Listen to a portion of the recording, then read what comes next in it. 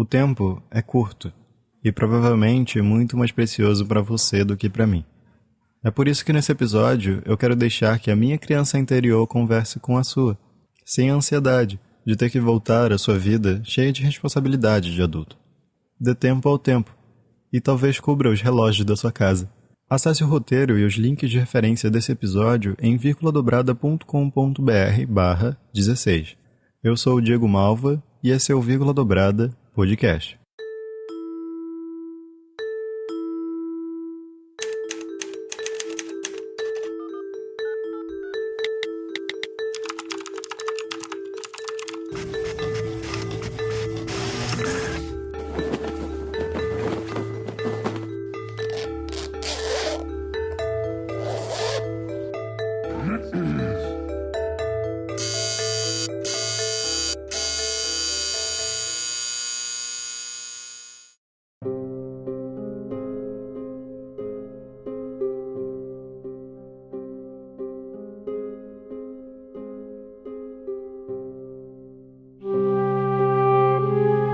Um filósofo cristão, conhecido como Santo Agostinho, citou a seguinte frase em um de seus escritos: "O que é tempo, afinal? Se ninguém me pergunta, eu sei, mas se me perguntam e eu quero explicar, já não sei." Existem muitos filósofos e teóricos que buscaram dar ao ser humano uma resposta conveniente às nossas dúvidas pessoais no que consiste o tempo. Eu tentei falar no episódio anterior sobre espiritualidade e, no fim das contas, não pareceu que pude responder sem tratar de uma visão pessoal minha. Isso ocorre quando tentamos explicar algo que faz parte do fluxo natural da existência humana. O tempo faz parte disso. Então, nem mesmo quando nós, seres humanos, analisamos os aspectos externos do que a natureza fornece para nós, é possível agradar aquele que busca saber mais sobre o assunto. Eu amo a forma como somos seres humanos infinitamente diferentes uns dos outros, e o quanto que a gente precisa aprender a amar essas diferenças. Mas só se tivermos vontade de conseguir viver em sociedade e em paz com nós mesmos.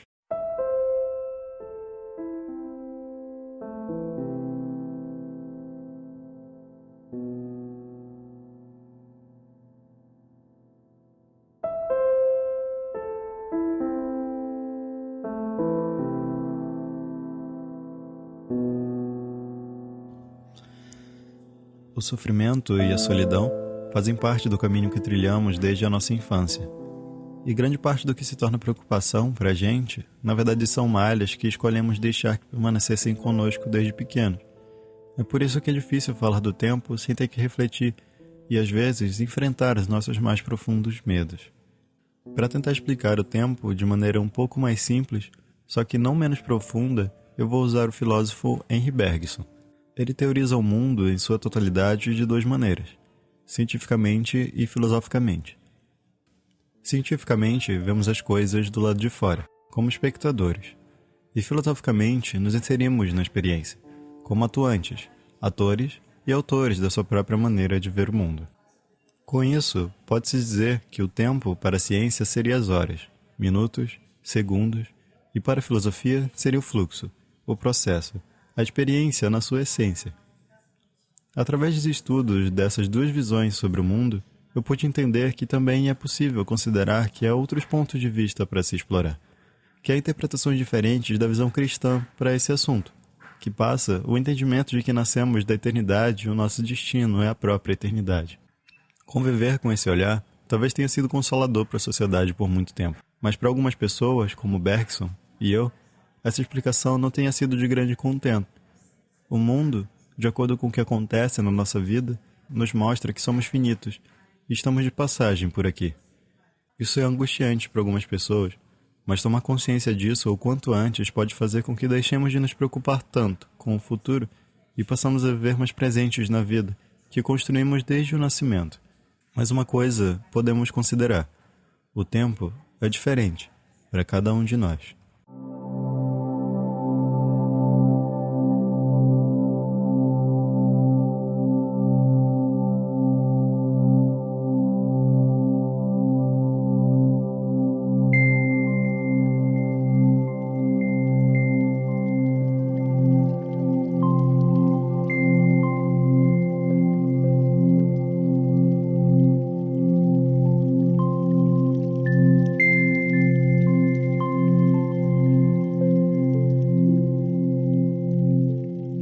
lembranças permanecem em você desde a sua infância. A maioria delas são boas ou ruins. De acordo com Bergson, tudo o que vivemos na nossa vida fica conosco como memória. A memória pode ser automaticamente acessível para a gente. Acaba por nos deixar acessar apenas o que é minimamente importante para o que se quer lembrar. Os bons momentos, traumas, nossa própria ética moral e interna, em conjunto com as ações corporais que estão embutidas nessas lembranças, são guardados em lugares mais acessíveis e próximos do que outras memórias menos relevantes, para que possamos tomar decisões que sejam de acordo com a lógica mais confortável, a nossa visão de mundo, do que outras, que nunca tivemos qualquer experiência na vida.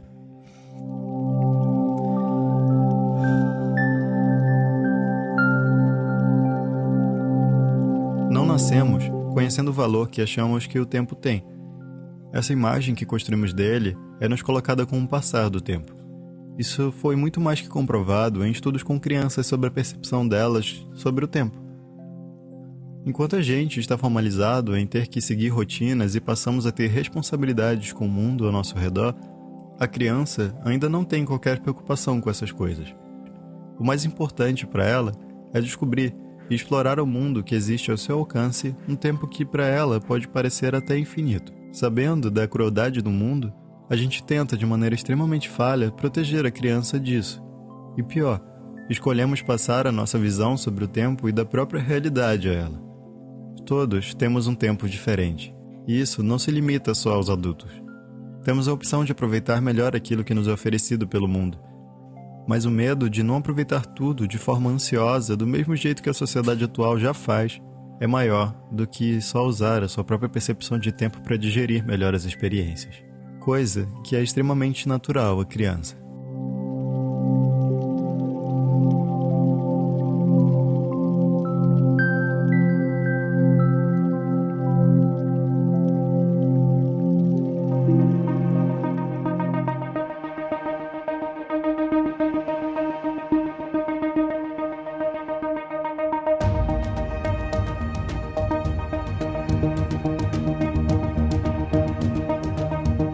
É bem claro para você, provavelmente, que a sociedade moderna se tornou extremamente ansiosa mesmo. E acho que essa ansiedade só tende a aumentar e se disseminar entre as pessoas. Se tornou cômodo estar preocupado com o que pensamos e o que os outros pensam de nós.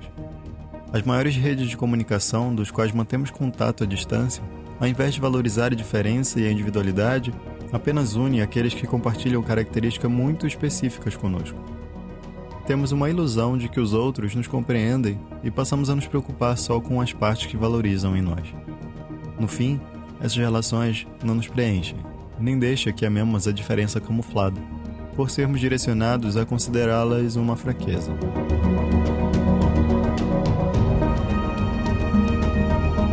O medo recorrente do passado e a desvalorização do que vivemos antes de sermos praticamente virtuais uns aos outros deixa no ar uma poeira que cria essa máscara que esconde aquilo que nos é essência. Não tem nada de errado com o que você construiu com o seu passado, suas fraquezas ou as dores que permanecem com você até hoje. Você já reparou na quantidade de gente ao seu redor que parece extremamente bem para você, mas que sofre em silêncio por mil problemas que, vez ou outra, vêm para a superfície? Quanto antes a gente enfrentar nossos medos, menos deixaremos que o nosso eu futuro sofra com as nossas negligências. Somos finitos, e os nossos iguais também. Machucamos uns aos outros e podemos sim curar esse desamor pessoal e social que está nos engolindo. É tempo de deixarmos de dar atenção somente àquilo que, superficialmente, parece perfeito. Como o que nos é bombardeado nas grandes mídias. As nossas imperfeições é o que mostra o que somos. Voltemos verdadeiramente a atenção às pessoas que possuem sonhos. Os loucos, os bandidos, os pobres, os soterrados, os abandonados, os agredidos, os artistas, as supostas minorias e todos aqueles que agem expondo suas dores para que outras pessoas também possam expor. Estar vivo hoje e aproveitar para não deixar seus problemas para amanhã é o maior exercício de empatia que você pode fazer. Não continue se enganando. Chorar pelas pessoas é muito mais fácil do que saber que vai chorar por ter que enfrentar um problema. Você não está chorando por empatia aos problemas das pessoas, mas por ser pego de surpresa pela vida e não estar preparado por aquilo que ela está te jogando nos ombros. Enfrentar os problemas mesmo sabendo que ele vai te machucar daqui a pouco, só para não deixar que o seu eu de amanhã permaneça mal, é o primeiro passo para tirar esse peso todo que você mesmo andou construindo em cima de si. Não existe o melhor momento para resolver os seus problemas. Resolva agora ou continue se sabotando depois.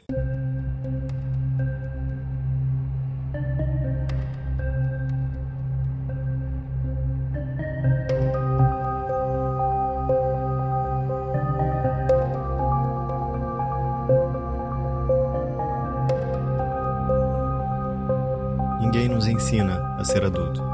Os adultos de hoje acham que os seus sonhos de criança não tinham sentido nenhum. Considere toda a sua história. Encontre uma lógica para tudo de bom e de ruim que foi guardado na sua memória. Talvez não exista o destino, mas acredite, nada do que você faz hoje é por acaso. É tudo reflexo do que você fez ou deixou de fazer antes mesmo de saber falar direito. Para se viver bem o presente, é preciso que tratemos o nosso eu com o mesmo carinho que todas as pessoas que você já amou na vida. Talvez seja a hora de descartar que vai haver um dia em que tudo vai ser perfeito.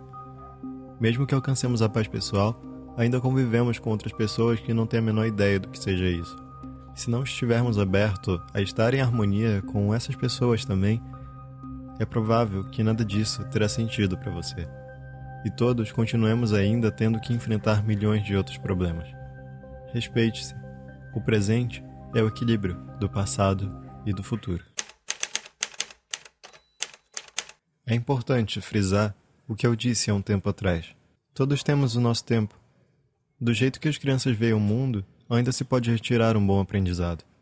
Olhemos para tudo com o olhar de uma criança.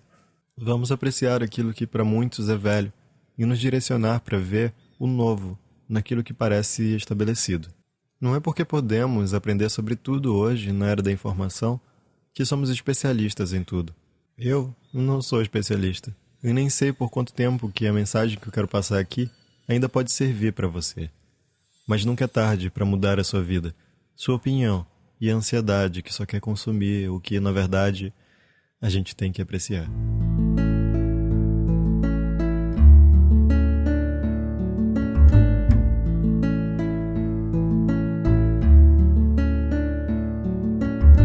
Olá, muito obrigado por você que ouviu o episódio até aqui. Esse episódio, ele demorou bastante para acontecer, justamente porque aqui em casa, como vocês podem ouvir, tem bastante barulho. Então, é um pouco complicado para mim ainda ter que produzir e também ter paciência para deixar com que as coisas fluam do jeito certo. Falar sobre o tempo para mim foi bastante tocante, principalmente porque eu não estava conseguindo ter tempo e o tempo deixar com que eu tenha tempo também. Então eu só queria pedir desculpa por vocês que esperaram por tanto tempo para esse episódio acontecer e também agradecer a todos aqueles que esperaram e deixaram com que isso realmente aconteça no tempo certo. Eu queria avisar para vocês também que a gente saiu do Catarse e agora fomos para o Apoia-se, porque o Apoia-se ele tem mais maneiras de conseguir interagir e também um controle melhor sobre as recompensas dos apoiadores. Então eu resolvi dar uma reformulada em tudo aquilo que é vantagem para as pessoas que apoiam ao projeto. E caso você queira apoiar esse projeto, é só acessar virguladobrada.com.br/apoie. Me ajude a compartilhar esse projeto e também os outros podcasts de dentro da network do Vírgula Dobrada. E siga-nos nas redes sociais, no facebook.com/vírgula-dobrada, no Twitter, @virgulanetwork e no Instagram, @virgula-dobrada. No Instagram você pode me encontrar como @Diego Cansado. E esse foi o Vírgula Dobrada Podcast.